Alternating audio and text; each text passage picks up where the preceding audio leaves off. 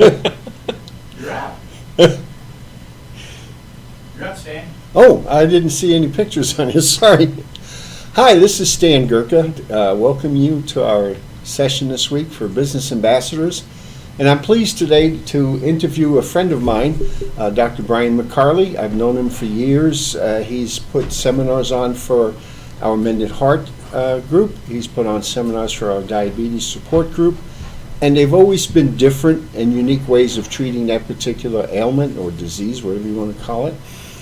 So I was pretty excited to have him here today. You know, there's probably 16 chiropractors in Noblesville, and I'd say over 50 in Hamilton County. So what we want to find out is what makes him unique. What does he do that's different? So I guess the first thing I'd say is, what got you interested in chiropractic? Well, Stan, my background was in sports medicine. A lot of people don't realize that my undergrad degree was in sports medicine, and I worked with high school athletes a lot. Had a ball doing that, but got a little frustrated with it at times because it was always reactive. So there was nothing really much I could do with them until after they had experienced an injury, for example. And my own personal bent, my personal personality has been much more of a proactive kind of person. And so started looking around, what are my options? What can I do that could be more proactive and help people function at a higher level?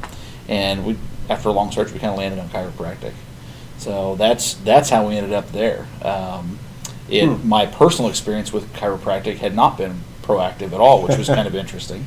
It had always been kind of I have a back pain, I'll go see a chiropractor, exactly. like a lot of people. But after doing some more digging and doing some more research on the profession and what are the roots of the profession, discovered it's very proactive. Then once I got into school, I discovered just how proactive it can be. So that's how I ended up there. Okay, well, that's great. That's what we want to find out about because, as you said, most of us will go to a chiropractor just when our back hurts. Right. And you will suggest maybe coming in several visits and we go a time or two, feel better, and then quit. So we go to see a regular doctor annually, whether we feel sick or not, especially as we get older, to see what's going on. So tell us, how do we find out what's going on with our body in the case of chiropractic? Well, it depends, and there's as many different chiropractors as there's that many different approaches to what we do. But the foundation of it's always the same. Ultimately, as chiropractors, what we're really working with, contrary to what most people think, is most people think we're bone doctors, and the reality is we're not. We're more nerve doctors than anything else. The reason that's important is because your nerve system, your brain, your spinal cord, especially the central nervous system, is what controls every other function of your body. And if your brain and your spinal cord are not able to be effective at helping your body and your brain communicate with each other, then everything doesn't work as well as it should. That's where we specialize, is getting into that and measuring what's the function of the nervous system like. In fact, I just had a conversation with a patient a few minutes ago about X-ray. She was talking about X-ray, and X-rays are great. They're a fantastic tool. We use X-ray in our office. But there's a critical piece of information that no doctor on the planet can tell you about a patient based on an X-ray, and that's whether that patient is alive or dead. Interesting. It's true. The reason that's important is because as long as we're alive, our bodies are adapting. Our bodies are trying to adapt and overcome to whatever's going on in our environment, whether that's an internal environment or an external environment. But they have to be able to do that effectively, and the communication between the master control system and the rest of the body has to be intact in order for that to happen efficiently and appropriately for what the circumstances are. So that's what we do. We look at that and say, okay, let's measure nervous system function, and depending on what we find there, then let's develop a plan to correct any interference that's there so the body can start talking to itself better, and it can heal from there. Okay. Obviously, we take our nervous system for granted. Things work, we don't worry about it. As we get older, we may need glasses. So how do you detect whether the nervous system is functioning properly, or where the shortcomings or failings are, or weaknesses? Sure. There are external clues, not the least of which is symptoms, pain, things like that, and dysfunction. And when I say dysfunction, that's kind of a broad term, but it can be anything from, I think you mentioned diabetes and hypertension, those kinds of things. Sometimes those are evidence of an underlying neurological issue because your body's not adapting well or appropriately, and so that's the adaptation that shows up, even though it may appear to be a pathological adaptation. So you're saying that if we have high blood pressure or high blood sugar, there may be an underlying I'm trying to figure out how to put this out. There may be an underlying cause other than just a weak pancreas or clogged blood vessels. There's more to our body than that. Sure. And it's never going to be unifactorial. I mean, I tell patients that all the time. There's never one cause of anything. I would never sit here and try to tell anybody that, oh, if you have subluxation, which is the term we use for that interference, you have subluxation and that's what causes your diabetes or that's what causes your hypertension. High likelihood it's a contributing factor, but it's not going to be the only factor. So that's one of the clues that we look at as pathology. The other clues that we look at are things like posture. People who have a hard time maintaining good, solid, upright posture, as we both sit up nice and straight. That's an indication that there's a weakness in how our nervous system is communicating with the rest of our body. Like you said, we don't usually go to a neurologist, for example, who is the traditional medical doctor that we would think of in terms of nervous system. But we don't generally seek them out unless there's a problem. What we do is we say, okay, let's see if there's something that's a little more subtle maybe before it becomes a full-blown problem. And then let's measure nervous system function to see if it's functioning like it should or if there's a pattern of interference there that we can work to correct. Interesting. I say interesting because there are some illnesses like narcolepsy that there's no cure for. They don't know what causes it. They don't know how to cure it. They give you a stimulant. Right. And some people can't take a stimulant, so they just get and do that periodically. Sure. So that's interesting. So what you're doing basically is maybe like we would do with the car. After a couple of years, we would take it in. Everything's running fine, but we would take it in and have all the systems, the brake lines and everything else checked. And that's what you're doing with the nervous system to make sure that everything is going from one end to the other. Now, what is that pin for? Well, How does that get in with how the nervous system, you mentioned something about the brain controlling things. We Sure. just take our brains for granted and hope that they don't atrophy when we're 70 years old. Right. A laundry pen like this is actually a really good example of how your body works on a very small scale. Obviously, not in total. It's very complex. But it's a very simple illustration of how it works. So if we imagine this as looks like a big safety pin, and the head of it, imagine that is like your brain. All right. The spring down here at the bottom, you kind of ignore my tassel that's on here. This is actually my keychain. But the spring down here, let's call that an organ. Let's say it's your heart, for example. And you can pick an organ. It doesn't really matter. But the visualize this way is like this. So your brain is sitting up here. Your organ is sitting down here. There's a pathway down one side that is your brain sending information from itself down to that organ to help, almost like the general would give directions to his troops. Okay. That organ then receives that information and acts on it, and then sends feedback back to the brain to say, hey, we got this handled, we're good to go, or hey, that wasn't enough, we need more information, whatever that is. The brain then processes that and may create another impulse that goes back down. What we're dealing with is when we have someone who is subluxated, again, that's that term we use, it's almost as though part of the pathway is disrupted. Okay, so the brain is sitting up here. It may be sending information down the efferent pathway, which is what we say here, to that organ, but the organ isn't able to communicate back to the brain and say, hey, enough, we don't need any more. In the case of the heart, that may be causing the heart beats on its own. Okay, the brain doesn't need to tell the heart to beat, but it does tell the heart to speed up or to slow down depending on the circumstances. So if the brain is sending messages to the heart to speed up, and the heart's not able to get information back to the brain saying enough, it's going to continue to send more information, causing the heart to speed up even more, and end up with a situation like tachycardia. Okay? Flip it around, it works the other way too, though. So if the brain is not able to get that information to the heart and it needs to speed the heart up, the heart's sending all kinds of information to the brain saying, hey, we need more information. We've got to adapt to a situation down here, but the brain can't get that information to the heart.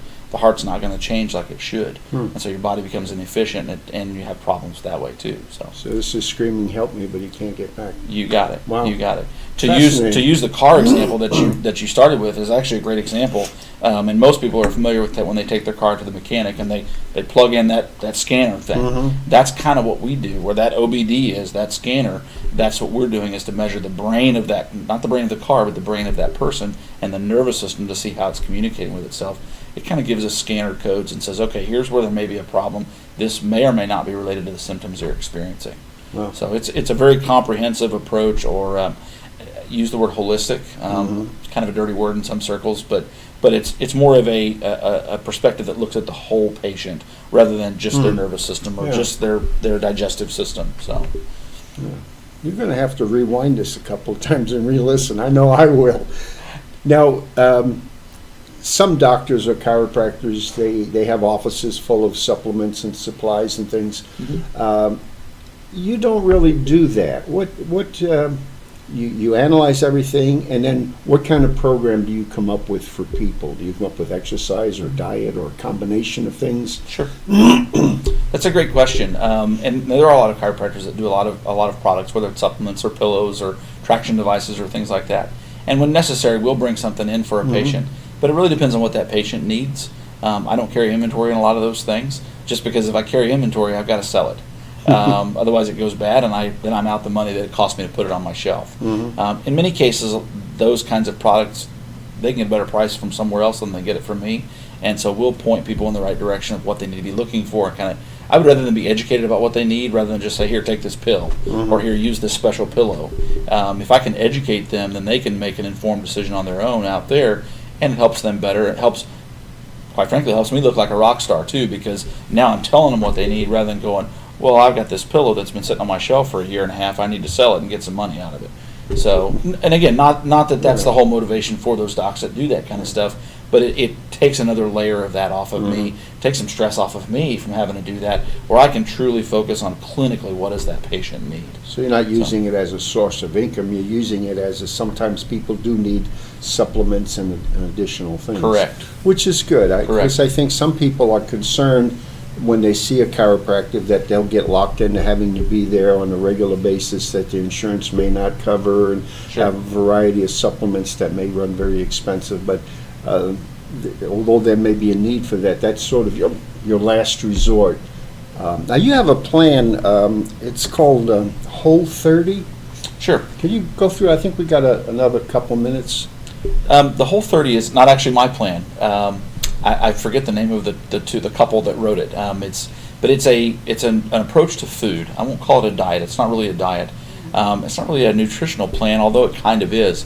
But it's an approach to food that helps us to learn better how to eat in a way that fuels our body, and not just in terms of energy, but in terms of the nutrients that our body needs, the breadth of nutrients that our bodies need in order to be able to heal and to maintain the tissues that make up our bodies. The interesting thing about that is, in the process of doing that, most people end up losing some weight on it, but it's really not a weight loss program per se.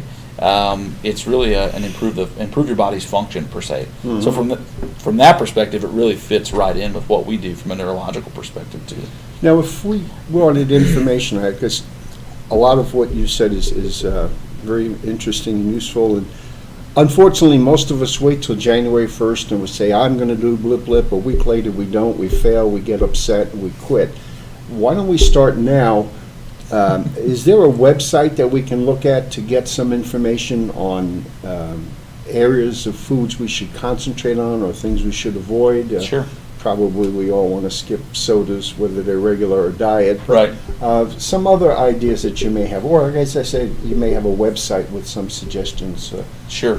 Our website is actually a pretty good source of a lot of information, specifically with regard to the Whole 30, if that's what you're looking for. The very best option there is to go to your local bookstore or get on Amazon and buy the book. And it's just called the Whole 30 book. Hartwig, that's their Latin. Dallas and I forget his wife's name, but it's a husband and wife team that wrote the book. It's a very thorough book. It's very informative in terms of what the foundation of the process is, but then it also gives you the rules, so to speak, of what you need to follow if you're going to follow the Whole 30. And the 30 part of that is the basis of it is most of us don't want to commit. Man, I don't want to make this lifestyle change if I don't know it's going to work for me. So Whole 30 is literally a 30-day window where you commit to something for 30 days, and you monitor what are your changes throughout that process. If you like the changes at the end of 30 days and you want more of that, you continue down that path. If you don't, you're done. You can just walk away from it. Some people actually will use it as an elimination diet to be able to test for food sensitivities too. And that's addressed in the book as well. So full disclosure, I don't get any royalties off the book. It's just a great resource that we use in our office, that Michelle and I personally use, and we coach a lot of our patients to use that as well. So well, that food sensitivities is very interesting, because I think we're way oversold on gluten-free. Not that there aren't some people that really have issues, but we live in an area where allergies are prevalent and dominant. And being in that Ohio Valley, whether it's from the pollution or the pollen or the bad foods we have. And I'm sure we could talk for hours about sure. GMOs and other things, and we might have you back. That'd be great. But, I'd be happy to come back. I think we've covered most of that. Anything else that you got coming up that you'd like to pass on? Or Just check out our website. You have we a do some- newsletter that you send out to people that are interested, don't you? We do. Actually, you can sign up for that on our website at savinglivesnow.com. SavingLivesNow.com. Correct. Okay. We send that out 3 times a month. We don't spam. I hate spam more than anybody on the planet. So I refuse to spam, and I don't sell that information. We treat your email address and information there just like we would your personal health information in our office, for example.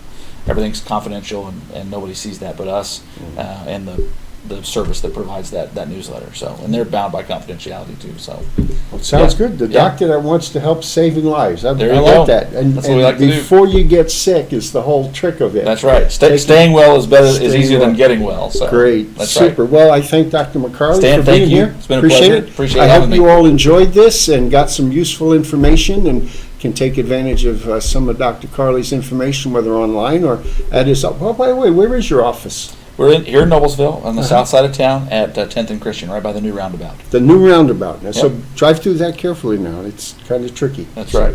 Well, I'm Stan Gurka with Primerica Financial Services, where we teach people how money works, much as Dr. McCarley teaches people how the body works, so that you can get more advantage out of your money and have it work for you. I also, you see underneath there, Silver Images Photography. I have done that for many years, haven't exhibited at the library. I still do some photography. I'm not big on full-day weddings anymore. 12-hour weddings are a bit much for me, you know. And, of course, we're at this fine studio, and we have this wonderful opportunity, thanks to Jim Wofford for Noblesville Trophies and Hamilton County TV and Logan Street banners. And Jim does everything. If you got anything you want to know about, just ask Jim. He's also probably the most knowledgeable sports guy in the county, too. And I know all of you have kids in school really interested in that. So thanks. Y'all have a great week, and we'll see you down the road. Bye now.